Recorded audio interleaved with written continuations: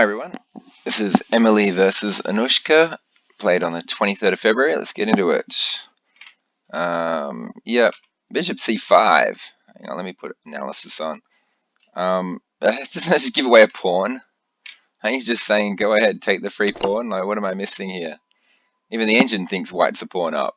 Just throws away a pawn. Yeah, I cannot say that's a good move. Second move of the game for black is just a blunder, just throwing away a pawn. That's just careless.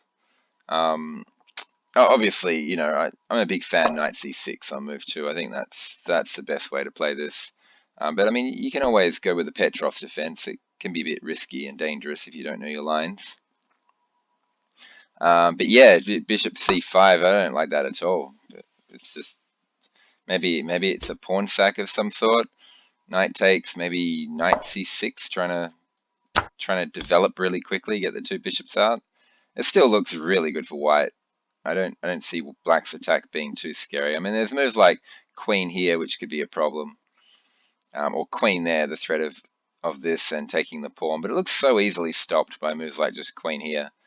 I'm pretty sure white's just a pawn up. Okay, bishop c5. However, white didn't take it. White just played bishop c4, letting the position get equal again. Gotta grab those opportunities. Your opponent offers you a free pawn, you take it. Yeah, maybe, I mean, after knight here, is there queen there or something? Am I missing anything? It just looks like d4 is great for white. Defends the knight, attacks the bishop, and you have the time you need because you're hitting the bishop. You have the time you need to defend this pawn with a knight c3, knight d2 or something. Keep this pawn safe. If bishop check, you just go c3. The bishop moves away, and yeah, I mean, even something like this is not really a problem. The engine is just suggesting give this pawn up. I'm not sure why. Probably can't get away with f4. I mean, the main idea is they play something like this, and the knight moves, and then the queen ends up grabbing e4. But yeah, okay. Okay, so maybe black can win the pawn back, but yeah, I don't know. It's a bit more complicated than it looks. They're pinning the knight to the pawn, d4. If bishop d6 now, I mean, the engine's just saying, who cares, and play knight c3. And, and if black goes all out to try and get that pawn back, oh, knight d5 suddenly becomes a move. That's pretty cool. The main idea is if the queen, goes back here to defend the c7 pawn, then you just take here. Where else can the queen go? Queen d6. It just says you just take, and then go bishop f4, yeah, and then you knight fork next move. Hang on, what if they do this? Just apparently bishop e2 is great for white. Well, white's got 3 pieces developed. White's a pawn down, but there's not much black can do to stop this happening. Oh, whoops. Apart from that, which would obviously not be very good. Okay, let's get back into it. So here, white played bishop c4. Black played knight f6. Surely knight c6 is necessary here, and just transposing straight into a normal Guico piano, just to save this pawn, basically. Does it even save the pawn? Yeah, it does, doesn't it? Yep. But yeah, knight f6 was played. Once again, I'm loving this move. You take the pawn and you threaten jumping into f7 all with the same move. I mean, what does black actually do? I mean, if black decides to copy you, then it ends really badly because he just throws this check in. And after the king moves, you can just go d4 and you've just won a pawn, at least. And there's king can't castle and black is toast. No, knight f6 is a really not a very good move. So this is just the first 3 moves of the game, and both players are either making giant mistakes or missing great opportunities. So, if you don't know the book lines, you have to spend a lot of time on your moves, even, as early as move 2 of the game. So, the moment your opponent plays this, which is not a book opening move, well, I hope not. Apparently it is, but you know, if you don't know your lines, then you need to have a long think. So if in the second move of the game you need to sit there and think for 5 minutes, do so. The moment your opponent goes out of book is when your first long think of the game should be. And if that happens on move 2, it happens on move 2. Sometimes your opponent plays book all the way up to move 10 or 15, and then you have your long think. But yeah, a lot of thought needed to be put into these opening moves, and it doesn't look like they were. It looks like both players were just playing normal-looking moves, and unfortunately, they just weren't very good. Okay, so knight c3 was played, so white misses the opportunity to just grab this pawn for free. That would have been just devastating. Black would have been in deep trouble. White's just playing normal moves, so yeah. And now after d6, the position is dead level. So they've reached a normal opening sort of position, but their move orders were just, yeah, what can I say? They just weren't very good move orders to reach a normal position. So yeah, watch the move order. Watch the move order. If your opponent plays an out of book move, really get that move order right. Okay, so now this is looking fairly normal. I don't know if you want to block this bishop off. This bishop probably wants to come out. Are we in a book line? We are. Knight c6 is probably a better spot for this knight anyway. I mean, it wants to jump into d4, particularly if you can combine it with a bishop pinning the knight to the queen, and combine it with knight here, knight there. I'm not sure what the knight's doing on d7. It's blocking the bishop off. It's adding extra support to this knight, and it's allowing c6, d5. You can play like this, but usually you play like this as white. As black, you just don't get the time you need to go c6, d5. Your opponent often has you under too much pressure. d3 was played, and yeah, can we go for d4 or something like that? Yeah, we're well and truly out of book now. I mean, the engine likes d3. Yeah, okay, we'll go d3. We'll see what happens. Castles, bishop g5. So b6. What is b6? Okay, this is really dangerous doing things like this. When your bishop's outside the pawn chain, if you then go and throw your pawns on dark squares, you're in serious danger of getting trapped. You know, there's ideas like a3, b4, you know, things like that, or moving the knight and then playing c3, b4 and just trapping that bishop. You know, it means white can gain moves with tempo. You know, white might decide to move the knight to here, and you know, after the next move c3, suddenly black has to waste moves, somehow saving this bishop from getting trapped. And also, the bishop already had a way out. It's got its way out here. You don't want to create a new way for it to come out if it's already got a way out. It's just a waste of a move if you play it like that.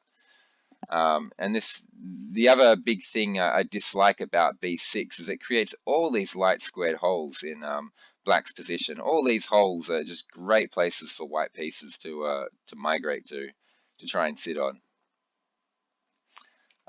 So a better move here would be c6, continuing this idea. You know, if you're not going to put the knight on c6, usually that means, you know, trying to rush through the center with c6, d5. It's hard to do. You might have to play your knight to b6 first and then go d5. And you can't even do that because then this pawn is going to be on Bree, so you're going to have to spend a move playing rook e8 as well. That's what I mean. It's kind of hard to do all this stuff. But you know, it's better than having no plan at all. So yeah, okay, b6 was played. This is getting black into deep trouble. You know, just bishop d5 here looks very uncomfortable. Because you know, the rook can come here, and then you can maybe jump the bishop into this hole here. Maybe white can get rid of it with something like bishop b7. You know, but white can forcibly double black's pawns and ruin his king side with a move like this, and then there's no queen defending this anymore.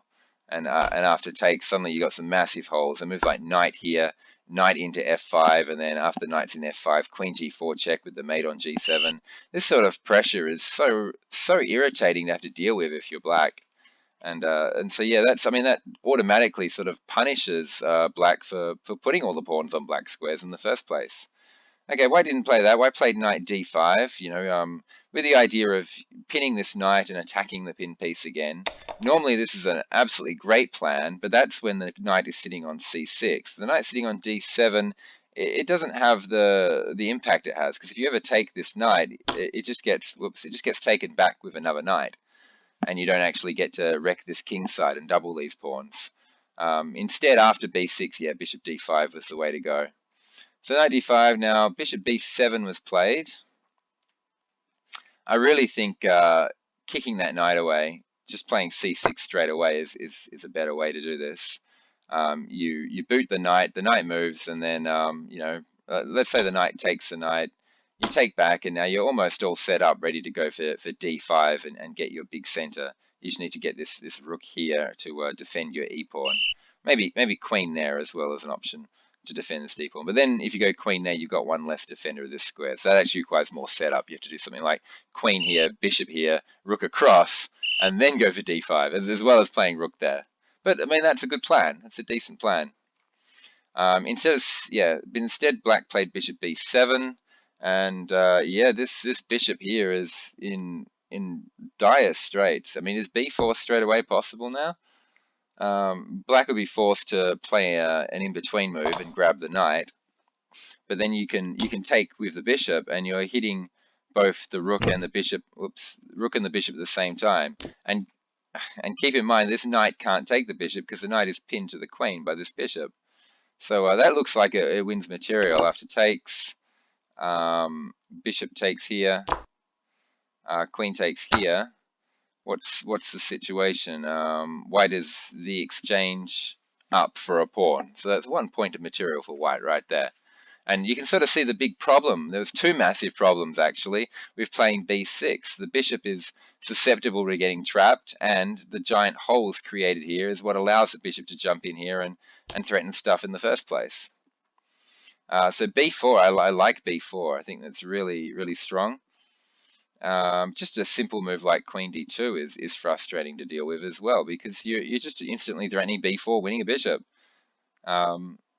Yeah, this bishop is in deep trouble. Keep in mind the bishop can't try and run to here because there's moves like c3. Maybe, because if this gets played, then you can just, can you just trade knights first? Oh no, because then the bishop's on pre. Yeah, I mean, c3 should win something. I'm just worried that after this, the bishop might be able to take here. But after like rook c1, you're hitting both the rook and the bishop at the same time. But with this line, it's not as good as the other line because you've lost your c pawn as well. Although you're actually going to grab this pawn. That's actually pretty cool. You take this, and the queen goes there. So that sacks the pawn, allowing the rook to the 7th rank. It might get trapped in there though. You got to be careful. Things like bishop there, the rook is trapped. How is it ever getting out? Okay. Let's go back. Where were we? b4 wasn't played. What was played? Knight takes f6. This probably helps black, this exchange. Black was a little bit cramped, and this knight had no future. It's just running into pawn, bishop, pawn, knight, rook. It's not going anywhere. And this knight, by comparison, is amazing. And by playing this exchange, what you're doing is you're swapping off your amazing centralized knight for this really bad knight. I would suggest just leaving the knight on, although the engine actually likes it. The engine actually likes taking. I'd prefer something like just c3 straight away. Keep the knight on the board. It does put black under an annoying amount of pressure. Just wait for black to spend a move playing c6 before swapping this knight off, maybe. Okay, but the engine does like this move, so I guess I shouldn't criticize it too much. So after knight takes, the engine is looking at queen d2, loves queen d2, and you can, and that's all based around the idea that you've got this threat of just winning a bishop, just straight out winning a piece, and it's such a hard move to stop, because you just can't get these pawns mobile. Maybe you can go for d5. After queen d2, is d5 forced, or is this going to end up with a loss of material? Yeah, it is going to end up with a loss of material because this is all pinned. Well, maybe not. Yeah, this is on pre at the end of it all. So after, oh no, you don't want to take. You just want to grab the pawn straight away. Yeah, and the knight defends the bishop. Okay, so yeah, so takes. Now what was played was knight d2. I'm trying to work out the reason for this move. It seems to, like, the only good reason I could think for playing the knight back here is that you're trying to free up the f pawn because you want to play f4, maybe trade for this pawn and release your rook to help with the pin pylon on this knight to just intensify that pin. And if that's the reason, that's not too bad an idea. It requires quite a bit of setup though, like getting the king off this pinned f pawn first, king h1, and then f4, then trading. It's a pretty slow plan. I do think queen d2 with the idea of upsetting this bishop is a much better way to go about playing this position, but not bad. If that's the plan, pretty good. So now h6 is played. Bishop h4, excellent. Yeah, don't swap those off because this bishop is much better than this knight. And then g5, wow, black's king is starting to look very, very unsafe. Okay, so bishop g3 was played, and yeah, I mean for now it looks like black's okay. You know, the idea would be to do something like h4 and try and make this uncomfortable. It's tricky. Maybe black had to do this. Maybe what Anoushka did was actually, you know, otherwise white was just better. So at least this complicates the position up and makes it a little bit messy. So from that point of view, maybe h6 g5 is actually pretty good. I'm saying this because I can't really see any way for white to take advantage of this weakened king side just yet. You can't get f4 in like ever. It requires quite a lot of preparation to get the move f4 in, because you need to get g3 in, and that means the bishop needs to get out of the way, and it's just crazy doing it, you know, trying to make it work that way. But what white should be doing is probably going c3, d4, and trying to crash through the center. How to keep this pawn safe is, yeah, there's a few different ways to do it. Okay, so h5. Oh gosh. Okay. This. Yeah, I mean, it takes guts to play an attack like this. I think maybe it was going a bit overboard. The pin is broken now. So there's no pin on this knight anymore. So the queen probably should just take the opportunity to get off that line and, you know, eye these light squares here and connect these rooks up. And I mean, and putting the queen here guards the b5 square. So you're ready to play something like b5 to create that much needed escape square for the bishop. h5 is, oh, that's aggressive, and usually a way to answer a pawn storm like this is to do, particularly if you're defending the h4 square, is just play h4, and it puts black in a difficult position where black has to decide, you know, if she's happy to block the position up like this. It doesn't really, I mean, it blocks it up for black. It stops black from making any sort of play against this white king. However, white has still got the option of going f3 and opening the position anytime she wants. And that's why this structure is not usually a good way for black to play, because black is just saying, oh, well, I can't do anything over there, but you can whenever you choose. So h4 is a good idea. h3, you know, it restrains black. It does let black go for some sort of g4 move though, which can sort of open this king up and let the attack go a bit further. But then again, I mean, g4 could be answered straight out by h4, and you get that same position as before. I prefer h4 to try and turn the tables on the king side straight away, because if takes like this, then you've got bishop takes, that pin is back again, and this king is in deep, deep, deep trouble. Yeah, and you gain a move. After this, it's now white's move. Whereas if you play h3 and then g4 gets played and you go here, it's now black's move. So you actually have lost a move by playing h3. So h3 is played, g4 was played. Now the engine did not like that at all. At the, you know, here it's even, or it says white's half a pawn up. After g4, it just says white is 2.5 pawns up. So obviously there's a tactical problem with this move, and the engine's loving bishop to h4, just re-establish that pin, sit in that hole there. My first instinct, of course, was just play h4 like this. The engine considers that, you know, about half a point advantage to white. But yeah, after bishop h4, whoops. Yeah, after bishop h4, this pin is back, the knight is tied down, the queen can never move except at e7, which doesn't really help. And now there's some pretty bad threats here, like just threat of take the pawn, black takes back, and then you swap the bishop for the knight, and then grab the g pawn at the end of it all. So white's just threatening to win a pawn, and what does black do here? I mean, it's that's yuck. Okay, let's get back into this. So after this, white decided to take, and it's okay. I mean, taking is fine. I think it's actually helping black, though, achieve what black was trying to achieve, which is to get the knight here supported by the pawn, and now the queen is free to come out. And, you know, once the queen like gets to, doesn't really want to be there. If you can find some way to defend this knight, maybe with like bishop back to c8 or something, then you can threaten h4, and you can really push the attack on this side of the board. So I don't really like taking. The engine thinks it's okay that white is still up material, but yeah, I think either pushing past, which the engine thinks is a worse move than taking here, or bishop h4 would have been spectacular. Okay, so takes, knight f3, exactly what the engine suggests. That's really good. And now queen f6. So you can see what black's doing here, trying to get the pieces into the king side, trying to get some threats going over here.